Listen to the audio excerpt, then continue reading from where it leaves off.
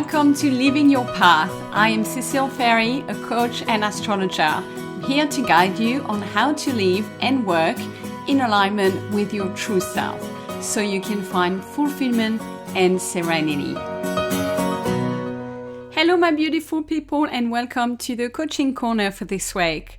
So given it's in the air, I thought I would tackle the big question of should I use AI as my coach? And no judgment if you have been so far, and I suppose experimenting is the best way as well to find out how it's working for you. But if you've been wondering or you've been tempted and you want my point of view, this is today's episode. I won't talk about astrology. That will be a separate episode. And I think it's actually a lot more dangerous to use AI for astrology right now. But here I want to talk about coaching, as in coaching for your career, for your life, for any personal goals. And I think there's such a trend, a lot of people are turning to AI to ask those questions, and because we get them immediately, instantly, so you don't have to go through the process of finding a coach, filtering through all those coaches out there. You don't have to pay. The answer comes straight away. And the thing with AI is it gives you a feeling of certainty. It does feel like here is the answer. And when you need them, because if you need a coach, you are swimming in uncertainty. I mean, we are anyway. That's the name of the game in our lives. But we just have parts of our lives where we need help. We need the guidance. That is why we reach out to a coach. So I get the temptation and the desire, absolutely valid, to reach out to AI to get some certainty. But the thing is, you will get a level of certainty that's coming from a machine. And that is just what I want you to keep in mind. Yes, you can use AI, is kind of my main line. However, you should be extremely careful how you use it. And it will not replace a coach. And it cannot do what a coach can do for you one-on-one. It can do certain things for you. It can help you with your personal development. It can help you with specific things. Absolutely. But coaches are trained. Coaches work with a lot of different other people, and they just have a unique skill set that a machine doesn't have. The machine has also a unique skill set that the human brain can't reproduce. So that is what I'm going to talk about today, is from a coaching perspective, what can be replicated using a machine and what cannot. So let's start with what you should not ask AI. Never use AI for major life decisions, please. Be very careful with what you ask, and especially don't ask for direction. Don't ask for clarity. When you're at the stage of exploring what you want to be, become, do, have, this is very much an open space. And when you're focusing on the what you want to become or the why it's important to you, AI cannot do that for you.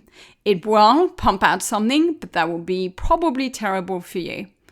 So don't take that chance. Basically, anything where transformation is involved from your current state to a different state. But when you are making changes to your life circumstances, and what you're going to be doing on a daily basis, it's not the right person to ask, because it's not a person, basically. And it does not know you. It does not know your values. It doesn't know your purpose. And I would say it doesn't know your birth chart or all of those things. It doesn't know the kit you came with, both what you have inherited from your conditioning growing up and also what your gift, skills, and talents are. Unless you put everything into it for that as an input, which would be massive, right? So I'm just gonna say that's the thing that coach can do for you, because a coach will see parallels with different people that share the same struggles as you. We understand the patterns. So the risk is, if you ask it, what am I supposed to do, roughly, in whatever context, it will pump something out and you will go with it if it sounds fun or exciting or right to you, but it may be something very different from what is right for you in your mind. So do not ask the strategic questions. Now, it's okay to use for very tactical things and tactical questions when you know what you're doing, where you're going, and you put that in as context. It's very important you craft the right prompt. Any vague personal development question gets you not just vague advice back, but actually inappropriate advice back. So it will default to what it knows or to what more people have asked. And that is why we have one-on-one coaching and not like coaching 50 people at once on their career directions, because everyone is unique. And that is the big danger of asking a machine that has information from lots and lots of different individuals to inform your life or career direction. I think I've said it enough. So what can you use it for? Ask it to help you with specific tasks, or what I like to call exercises. Examples like how to articulate or communicate a decision or a boundary. So note, you think first, you decide on your boundary. You make a call what you're going to be doing. And then you ask AI for support on how to say it, how to set it up, how to research it, okay? But it starts with you and your co-executive function. And the thing is, AI loves to jump to solution and recommendation, if you haven't noticed. It's always offering you a 3-step plan, a weekly program, a 3-month this or that. Personally, I don't trust any of that. I don't use it. I have tried, I've played around with it. I don't think it's working really well. I think it's mostly very generic, and therefore not tailored to you, not that effective. So I would say do not use kind of the post recommendation. I personally really focus on the strength of AI being in the analysis, in the understanding things that are complex to the human brain, or that we cannot connect the dots really fast ourselves. Don't get me wrong, a good coach will connect the dots. Like I do it with every client, and I don't need a machine for that. It's a gift that I have. So you don't need the machine. But when there's a lot of data, a lot of input, it can be really good to help you make sense of it, to help you look at what's correlating and what's aligning, and to help you streamline some of that, but not answering a question. It's like, give me value, tell me what I should do. No. Examples of little tactical things you can do, and I'm going to jump from like career or life space. But for instance, if you have completed some profiling reports, you've done different tests in different jobs about your strengths, your weaknesses, your specific communication style, your leadership style, like all of those things, use them, put them all in AI as input, and ask it to analyze all of that and unearth all the core patterns of your personality and to describe it. That is good because you control the input. You can ask it to summarize a book before you read it. I found that really useful, or just to know what is inside the book before you go and buy it. When it comes to job search, definitely useful to compare your CV to a job description to identify the gaps. Really good to compare your CV to like a list of jobs that you are considering and see how much of a fit there is there, or to increase your CV conversions with ATS keywords so that you have more chances to get through that screening process. But notice, I didn't ask it to create your CV. I didn't ask it to, tell you what to say. I think it's perfect highlighting the gaps and then you fill the blanks. Because in my experience, AI will lie without any problem. It will give you a CV that fits the job description, but that's not the truth. It will make things up like you've done this, you've done that, and you haven't. I know it's quicker, right? When we do applications, we don't like that part, but just use it to highlight the gaps, to highlight the things you need to pay attention to. Or when you're done, once you've redone your resume, you can show it the job ad and your version and say, can you please check it for me and advise if you see any potential risk or things that I could optimize. And then you decide whether you implement them or not. You can also use it to simulate interview questions or to help you write a script when you're having a conversation with your boss. But again, you put what you want to say. The inputs are yours. So I used it recently for a business conversation and I really framed everything, my goal, why this was happening, what I was afraid of, what had happened before, all those things. And I got a really good script as opposed to just go, hey, I'm going to talk to my boss about X. You can also get suggestions to tackle a boring task. Think of all those ways where things might be a little challenging for you to do technically.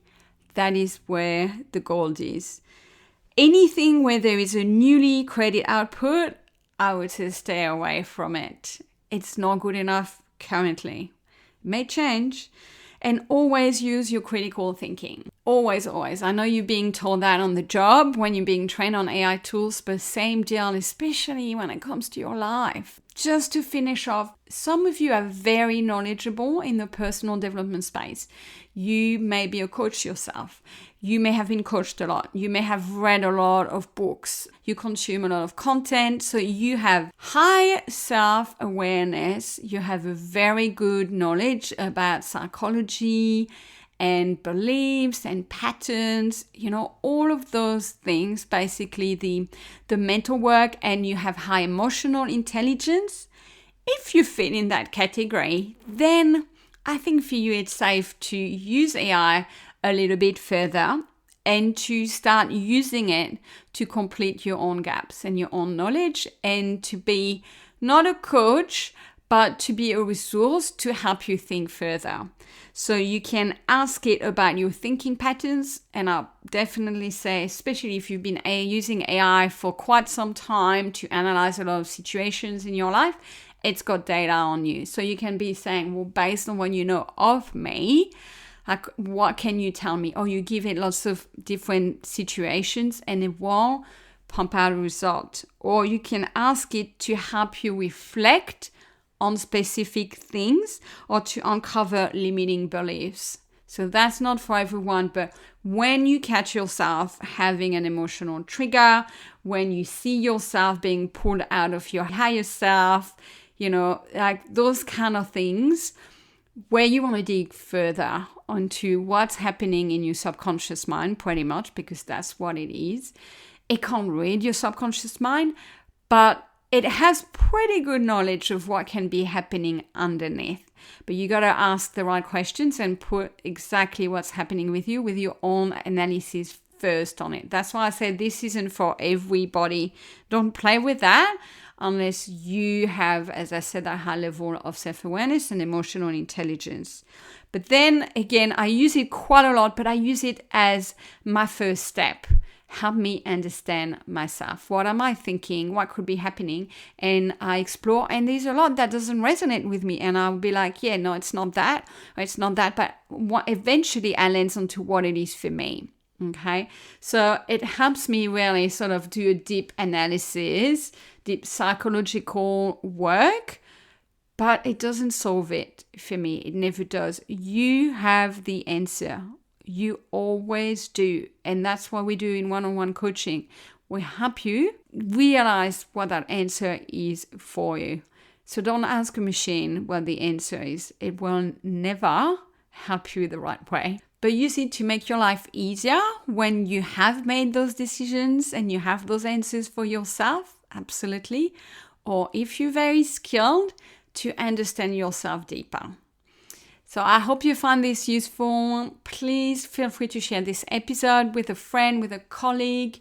And I also wanted to leave you a quick shout out that we are nearing the end of the year. I still have some spots open for coaching and for discovery calls. So if you have been thinking maybe doing some one-on-one work, if you want to change your career, change and chase some personal goals in 2026, now is the perfect time, at least to have that initial conversation. So the link is in the show notes. It's obligation free. There are some spots in my diary until the 19th of December. So take care, everyone. Be careful with AI and have a great rest of your week. I will speak to you in the Coaching Corner next week. Bye for now.